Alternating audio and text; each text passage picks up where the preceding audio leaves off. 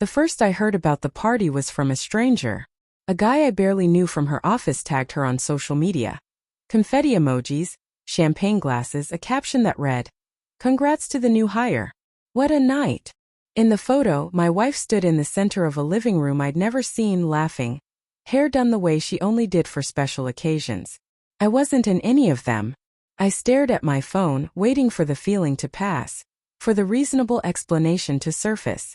Maybe it was a work-only thing. Maybe it was last minute. Maybe.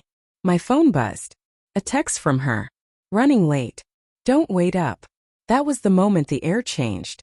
She'd started the new job 3 weeks earlier. First I was proud, excited even. She'd been restless for a while, talking about wanting more, wanting to feel challenged again. I supported her. Helped her practice interview questions. Cooked dinners when she worked late. Then the late nights multiplied. Missed calls. Short replies. Her phone always on silent. When I asked how work was going, she gave polished answers that sounded rehearsed. When I asked about her coworkers, she changed the subject. I told myself this was normal. New job energy. New routines.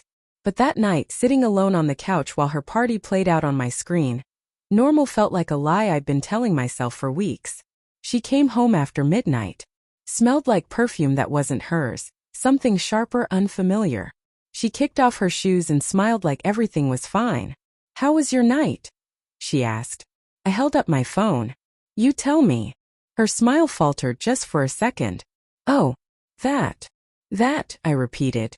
"The party you didn't tell me about." She shrugged too casually. "It was just coworkers. You wouldn't have enjoyed it." That hurt more than I expected. "You didn't even give me the choice." She sighed. "I didn't want you there." The words landed heavy, dull, and final. After that, things unraveled quietly. She guarded her phone like it held state secrets. She laughed at messages she wouldn't explain. When I reached for her at night, she rolled away, saying she was exhausted. I questioned myself constantly. Was I being controlling? Insecure? Had I stopped being enough somehow? The answer came on a Tuesday afternoon, disguised as an accident. Her laptop was open on the kitchen table. A message popped up while I was making coffee. "Can't stop thinking about you last night." My chest tightened. I clicked. I shouldn't have, but I did. There it was. Weeks of messages. Flirting that turned into confessions.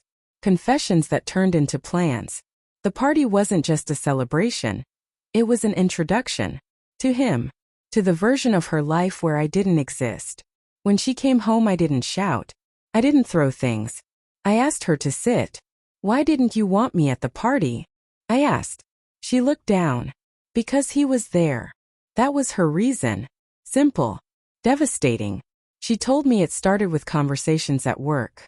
That she felt understood. That she hadn't meant for it to go this far. She cried. Apologized. Said she was confused. I listened, numb. Every memory rewound itself. Her new dress, her late nights, the way she smiled at her phone.